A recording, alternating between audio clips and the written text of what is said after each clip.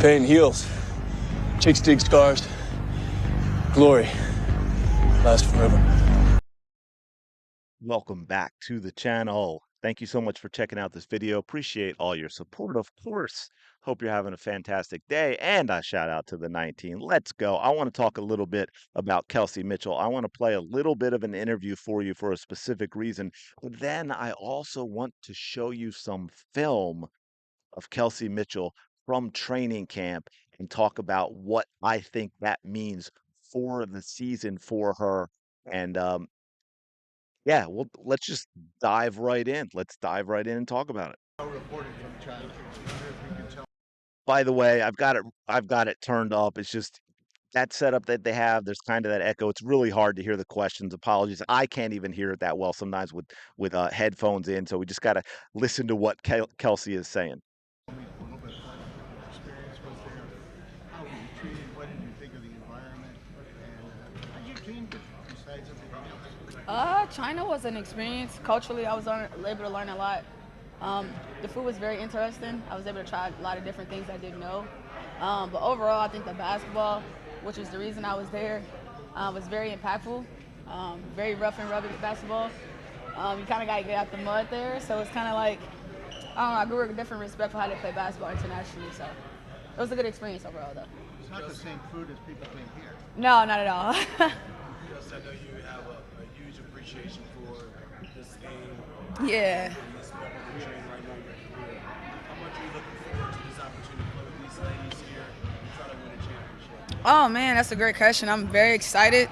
Anybody that know me, like I kind of just look at the basketball part for what it is, and I look at year 8 and where it started, and I don't know. I never thought I'd be here. I'll be honest about that, but I'm grateful for the experience, and I think like having this group and having us in the city of Indianapolis, I think like the best of both worlds is happening right now. So I'm gonna bask in it and just kind of enjoy the moment.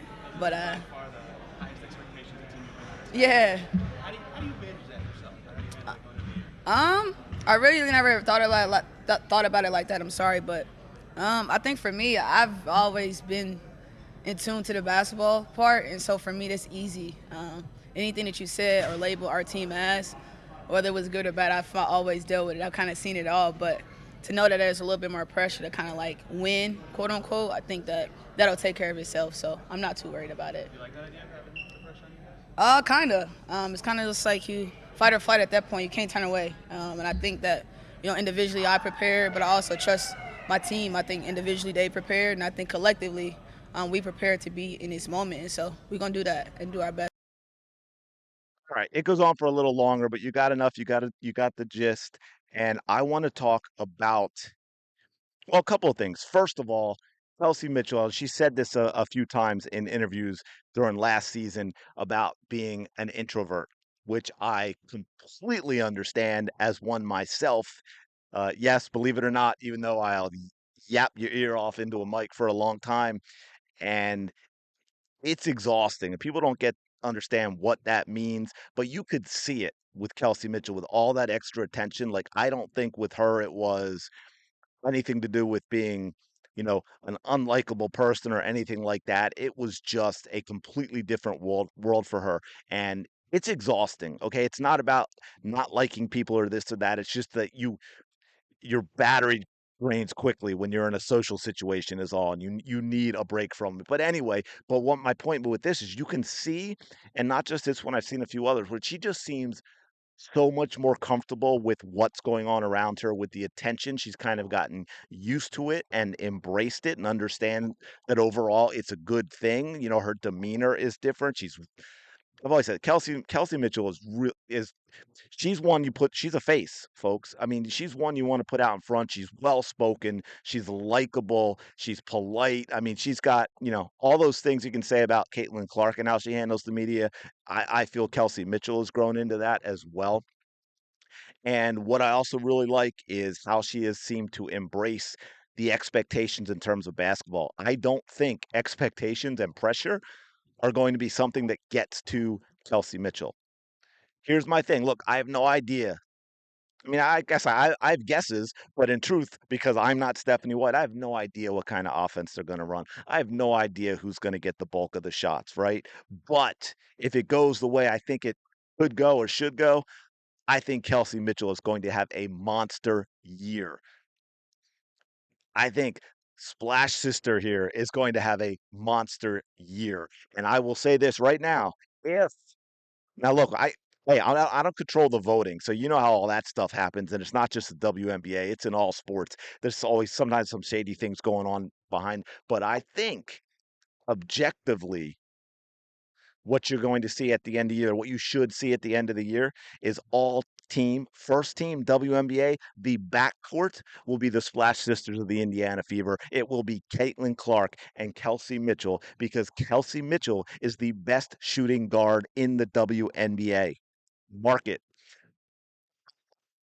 But yeah, so I love the way she is in these press conferences now. I love the fact that she's kind of like, yeah, you know what, expectations, that's no big deal. It's kind of cool. It is what it is. You can't do anything about it. You just go play basketball. And then to that degree, I want to show you one other thing here that and this is again part of the reason that I talk about Kelsey Mitchell is locked in. Kelsey Mitchell is going to have a big season. And I want to just show you this one play because for me, this is one of the best things, the best clips, the best highlights I have seen from WNBA basketball. And yeah, I know it's coming in a training camp thing, but check this out. If it's going to come after this. I figured you'd all want to see that Clark 3, but it's going to be the next play. It's going to be the next play right here. Oh my goodness, we're going to run that back, folks.